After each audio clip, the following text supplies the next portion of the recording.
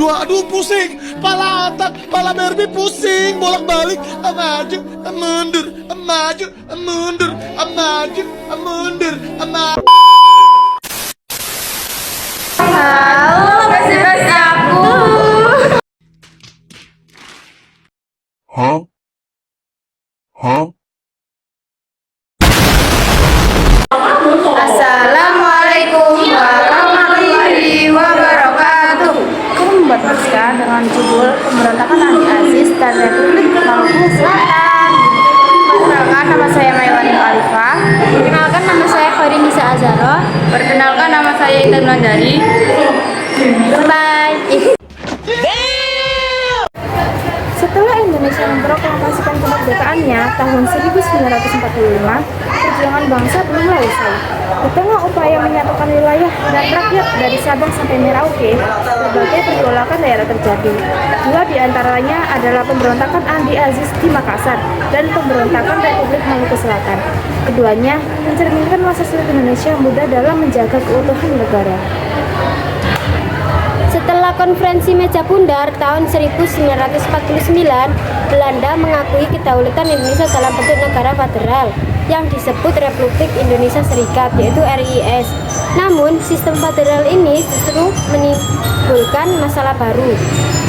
Banyak negara bagian bentukan Belanda seperti negara Indonesia Timur (NIT) masih memiliki pengaruh kolonial yang kuat, terutama di kalangan militer bekas KNIL.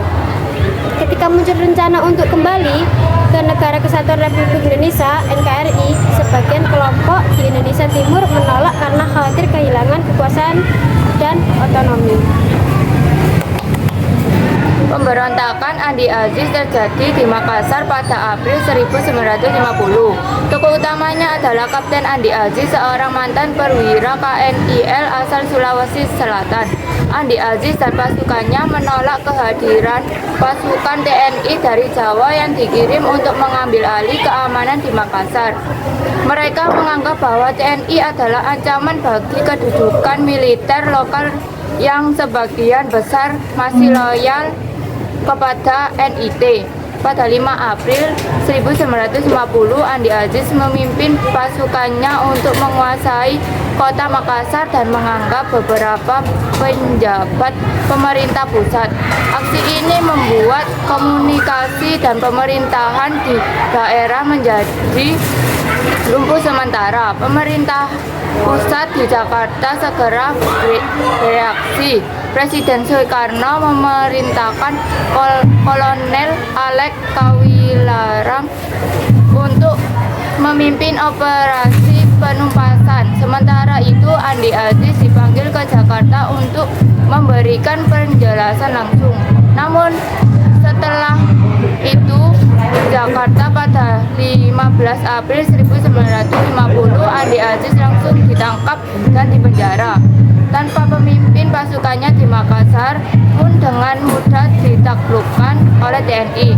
Pemberontakan Andi Aziz berakhir dengan cepat, tetap peristiwa ini menjadi simbol perlawanan terhadap proses penyatuan Indonesia.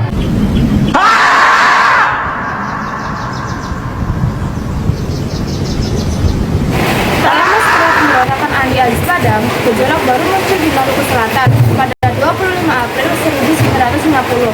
Dr. Christian Robert Somogil, mantan pejabat tinggi NIT, memproklamasikan berdirinya Republik Maluku Selatan dengan ibu kota di Ambon. RMS menolak bergabung dengan NKRI dan ingin membentuk negara sendiri yang meliputi kepulauan Ambon, Seram, dan Juru.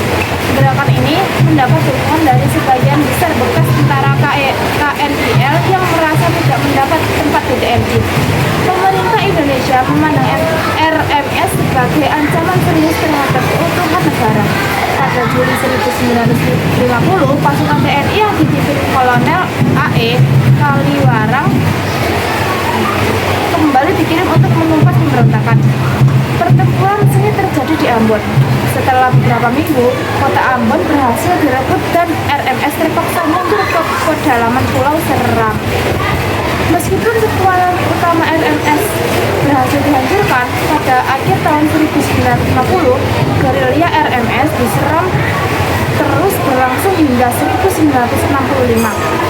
Pemimpinnya Dr. Saumogil akhirnya tertangkap pada tahun 1963 dan dihukum mati pada 12 April 1966. Namun, sisa-sisa RMS masih bertahan di luar negeri, terutama di Belanda, tempat sebagian pendukung RMS bermigrasi.